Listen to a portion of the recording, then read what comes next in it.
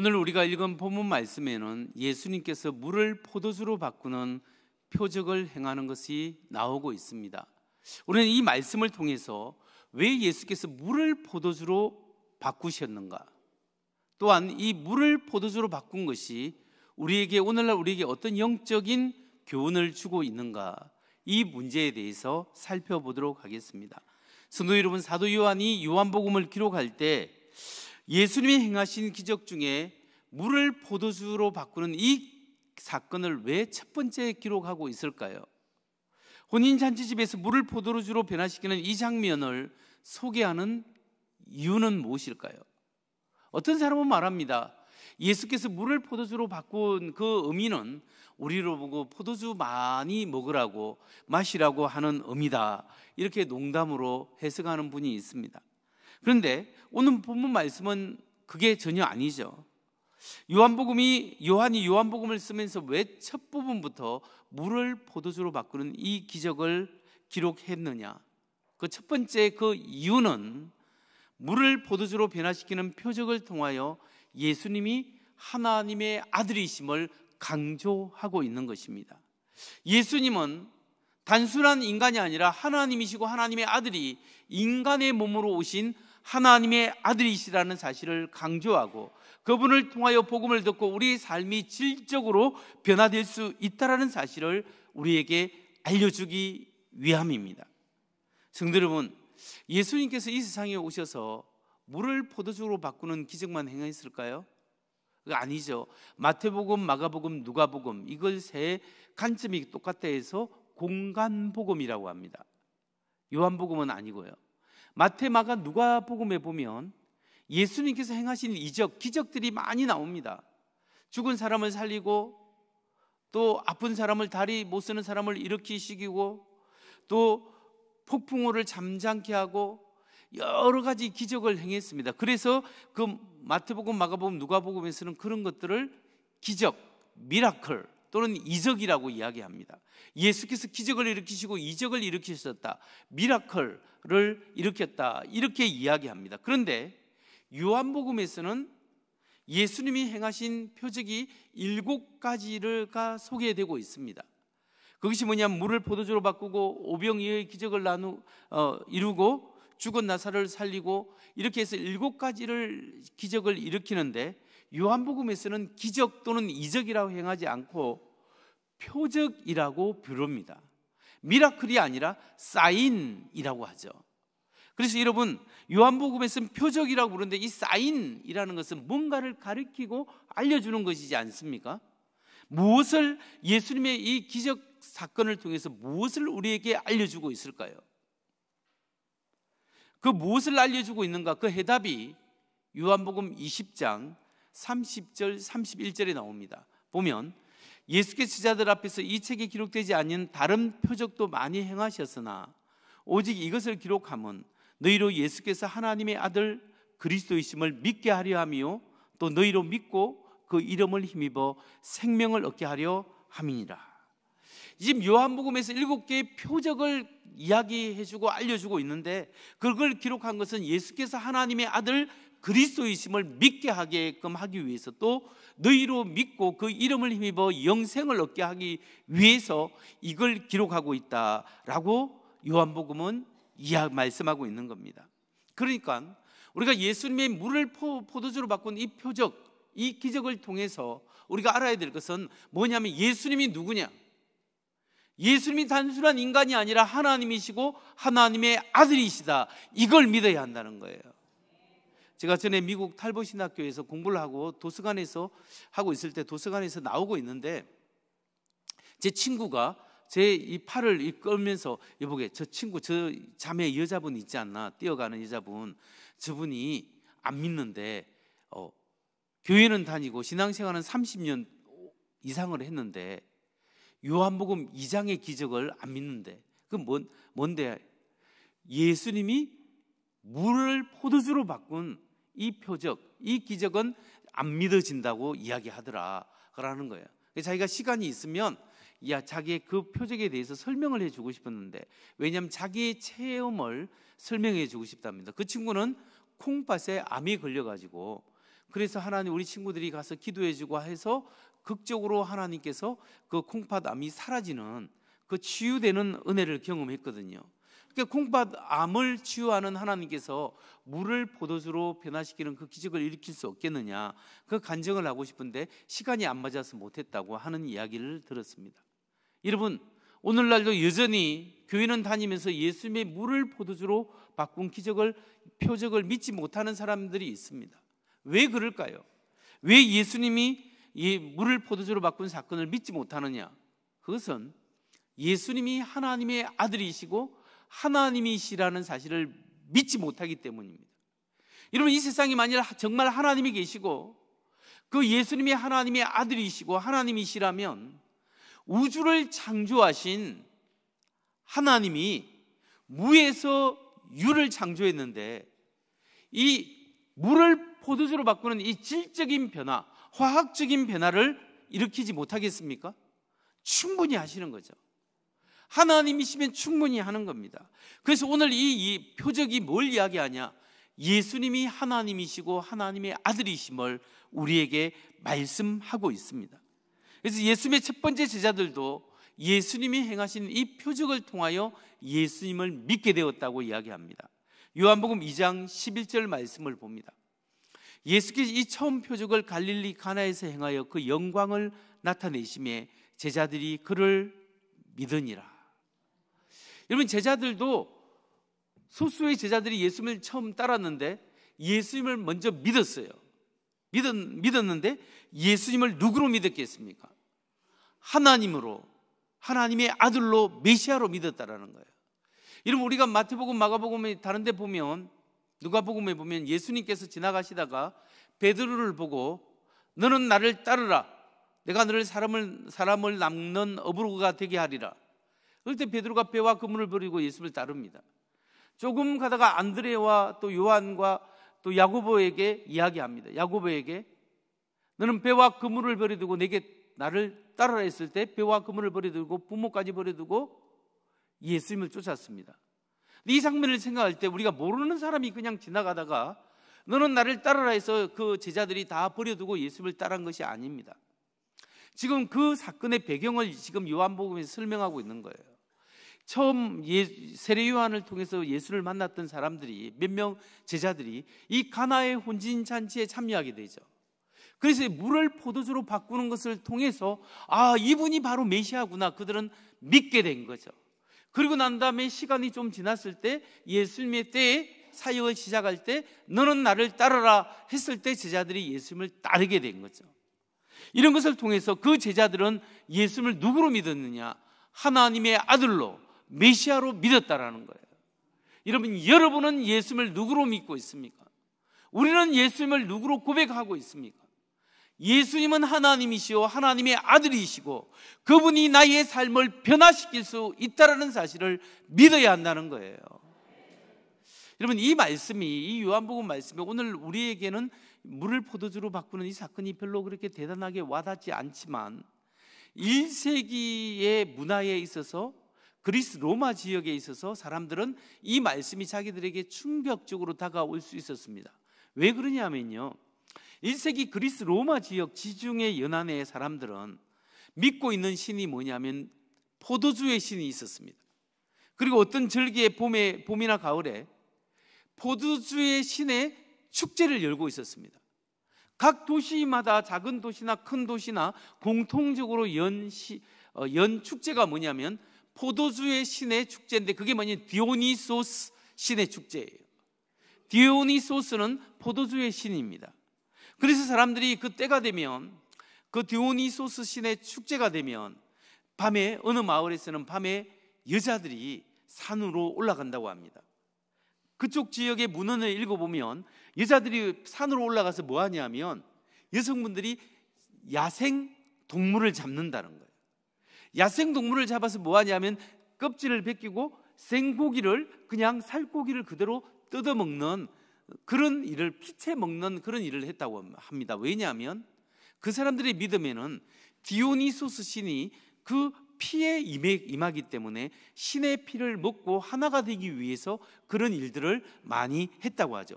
여러분은 예수님을 누구로 믿습니까?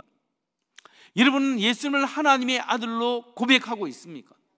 우리가 예수님을 하나님의 아들, 나의 주님, 나의 주인으로 고백할 때 우리가 반드시 믿어야 할 것은 예수님이 나의 문제도 해결시켜 주시는 분이라는 것을 믿어야 합니다. 예수님이 나의 아픔을 치료하고 나의 어려움을 치유하고 나의 질병을 치유하고 나의 삶을 질적으로 변화시킬 수 있는 분이 주님이시다, 주님입니다. 이 고백이 여러분에게 있기를 주의 이름으로 축원합니다. 예수님이 나의 삶의 주인이요, 그분이 우리의 삶을 변화시키는 분입니다. 이제 다음으로 우리가 말씀을 통해서 살펴볼 것은, 우리가 예수님을 하나님의 아들로 확실히 믿고 우리의 삶이 변화되기를 기대할 때 과연 우리는 어떤 믿음의 자세를 가져야 하겠습니까? 내 인생에 포도주가 떨어지고 문제가 생겼을 때 우리는 그 문제를 해결하기 위해서 어떤 믿음의 자세를 가져야 할까요? 두 번째, 하나님의 아들 예수님께서 나의 문제를 해결해 주시리라는 기대하는 믿음을 가지고 하나님께 간구해야 합니다. 예수님을 하나님의 아들로 믿는다면, 그분이 하나님이시라면 그분이 나의 문제를 해결해 주실 것이라는 믿음을 가지고 하나님께 간절히 간구할 때 문제가 해결되고 역사가 일어난다는 것을 믿으시기 바랍니다. 그렇기 때문에 하나님 앞에 여러분의 필요를 내려놓으십시오. 문제를 하나님께 가져가십시오. 문제를 다른 사람에게, 이 사람에게, 저 사람이 내 문제를 해결해 주길 거니 그렇게 생각하지 마시고 나의 문제를 하나님 앞에 가져가서 하나님 앞에서 내려놓고 씨름하시기 바랍니다. 포도주가 떨어졌습니다. 예수님의 어머니 마리아가 어느 정도 책임을 느꼈는지 예수님께 그 문제를 가져왔습니다. 포도주가 떨어졌습니다 라고 이야기합니다. 그때 예수님의 반응이 좀 생뚱맞습니다. 요한복음 2장 4절을 보면요, 예수께서 이르시되 여자여 나와 무슨 상관이 있나이까? 내 때가 아직 이르지 아니하였나이다. 자기 어머니에게 갑자기 여자여라고 부르는 거예요. 얘가 좀 이상해졌나, 이런 생각이 좀 들지 않습니까? 그런 생각을 옆에 사람이 할 수가 있습니다. 그런데 이게 무례한 게 아니에요. 사실은 예수님께서 십자가 위에서 자기 어머니 마리아를 부를 때 사용한 말이에요. 요한복음 19장 26절입니다. 예수께서 자기 어머니와 사랑하는 제자가 곁에 서 있는 것을 보시고 자기 어머니께 말씀하시되 여자여 보소서 아들이니이다 하고, 여기에 보면 예수님이 십자가 위에서 못 박혀 죽을 때 너무 안타까우시고 자기 제자 요한에게 부탁을 합니다. 요한아, 네 어머니시다. 너 어머니로 좀 모셔라. 이렇게 이야기하는 거. 그리고 자기 어머니에게 여자여 보소서 아들이니이다. 그 말은 뭐냐면 이때 여자여라는 정중한 표현이에요. 공식적인 표현이기 때문에 이건 문제가 아닙니다. 그런데 문제는 바로 이겁니다. 요한복음 2장 4절을 다시 한번 볼까요? 예수께서 이르시되 여자여 나와 무슨 상관이 있나이까? 내 때가 아직 이르지 아니하였나이다. 아니 그게 나하고 무슨 상관이에요? 아직 내 때가 아닙니다 라고 사실은 부정적이고 좀 거절해 버립니다. 이게 좀 무리하게 보이는데 예수님이 거절한 이유가 무엇이라고요? 내 때가 아직 안 되었다고 합니다. 그런데 예수님의 때가 아직 안 됐는데 왜 예수님께서 때를 변경하고 능력을 행하시고 예수님의 마음을 움직여서 그 문제를 해결해 준 이유가 무엇일까요? 과연 무엇이 예수님의 마음을 바꾸었을겠습니까? 바로 그것은 마리아의 믿음 때문입니다. 마리아의 믿음. 예수님이 누구신가? 마리아는 예수님이 누구신가를 정확하게 알고 있었습니다. 마리아가 몰랐던 게 있습니다. 언제 예수님의 하나님의 때인가? 언제가 가장 적합한 하나님의 때는 몰랐습니다. 그러나 마리아가 분명히 알았던 것은 뭐냐면 예수님은 하나님의 아들이시고 메시아고 하나님이시라는 사실을 분명히 알았습니다. 그리고 예수님께 가져가면 예수님께서 분명히 뭔가를 해주실 것이라는 기대하는 믿음이 있었다라는 겁니다. 그 믿음을 보시고 예수님께서 행하신 거예요. 그러니까 마리아는 믿음이 있었기 때문에 종들에게 이야기합니다. 저분이 시키는 무엇을 시키는 대로 그대로 해라. 기대하는 믿음이 있었기 때문에 그걸 한 거예요. 여러분, 우리가 하나님을 바로 알고 하나님을 믿고 나아가면 하나님께 기대하는 믿음이 중요합니다. 순종하는 믿음이 중요합니다. 우리가 정말 어떤 때는 우리의 능력은 이만큼인데, 우리의 환경은 이만큼 될 때, 그리고 우리의 실력은 이만큼인데 우리가 해야 할 것은 이만큼의 갭이 있을 때가 많아요. 그걸 우리의 능력으로 할 수 없을 때가 너무나 많아요. 그때 우리의 믿음이 필요합니다. 우리가 하나님을 의지하고, 하나님, 내가 하나님의 여러 가지 다른 것은 잘 모르지만, 하나님의 때도 모르지만 내가 믿는 것은 하나님이 좋으신 하나님인 걸 믿습니다. 나의 주님이 것을 믿습니다. 하나님의 자녀를 돌보시는 것을 믿습니다. 주님, 내가 주님을 의지하고 기대하고 기도합니다. 주여 역사하여 주시옵소서. 믿음을 가지는 겁니다. 주님을 믿는 겁니다. 그 일을 하나님이 허락하든 허락하지 않든 우리는 하나님을 의지하고 간구하는 믿음이 우리에게 필요하다는 거예요. 그럴 때 하나님이 그 부족한 믿음을 통해서 역사하신다는 겁니다. 기쁨을 상징합니다. 그런데 결혼식에 포도주가 없습니다. 그래서 마리아의 말은 그들에게 포도주가 떨어졌습니다 라는 말은, 다른 말로 하면 기쁨이 사라졌습니다 라고 이야기하는 그 말과 마찬가지입니다. 여러분, 그들에게 포도주가 떨어지고 기쁨이 떨어졌을 때 마리아는 예수님께 왔습니다. 예수께서 그들에게 태도를 바꾸시고 그들에게 물을 통하여 포도주를 바꿔서 그들에게 다시 포도주를 제공하시고 잔치의 기쁨을 제공해 주셨다는 사실입니다. 여러분, 이것을 통해서 우리가 생각할 것은 우리의 인생의 기쁨이 떨어졌을 때, 내 인생의 포도주가 메말랐을 때, 그때가 있지 않습니까? 여러분의 인생에 기쁨이 없는 분이 있습니까? 나의 인생에 아무 낙이 없다. 내가 지금까지 열심히 수고하고 애썼지만 지금 내가 기쁨이 없고 낙이 없고 보람이 없고 왜 사는 줄 모르겠다라고 생각하는 분이 있습니까? 이런 문제 때문에 씨름하고 고민하고 답답한 심정으로 오신 분이 있습니까? 그 문제를 가지고 우리 주님께 나오십시오. 하나님, 내가 원하는 뜻대로는 아니지만 하나님 내게 기쁨을 주옵소서. 하나님, 내게 하나님 뜻대로 원하는 대로 이루어져서 하나님 내게 기쁨을 주시고 내 인생의 메마른 기쁨에 하나님의 은혜를 내려 주옵소서 기도할 수 있는 거예요. 그래서 믿음을 가지고 하나님 아버지, 저를 불쌍히 여겨 주옵소서. 제 안에 주님의 기쁨으로 채워 주옵소서. 내 안에 주님의 기쁨이 회복되길 원합니다. 여러분, 하나님께 기꺼이 문제를 주님께 맡기시기 바랍니다. 그때 하나님이 역사하시고 여러분의 믿음과 기도를 통하여 하나님이 문제를 해결하시고 영광 받으시고 포도주를 여러분에게 기쁨을 제공해 주시는 하나님을 경험하게 되는 우리 모두가 되기를 주의 이름으로 축원합니다. 마지막으로 우리가 예수님을 하나님의 아들로 알고 그분 예수님께 기대하며 하는 믿음으로 살아갈 때 하나님께서 우리에게 어떤 축복을 주시겠습니까? 우리가 내 인생에 포도주가 떨어지고 기쁨이 잃어버렸을 때 나의 문제를 믿음을 가지고 주님 앞에 나아가면 하나님이 우리에게 축복하시는데 어떤 축복을 우리에게 주실까요? 세 번째, 그것은 처음보다 나중이 더 좋아지는 축복을 주신다는 겁니다. 시작은 별것 아니었는데 하나님이 행하시면서 놀라운 일을 경험하게 하시는 거예요.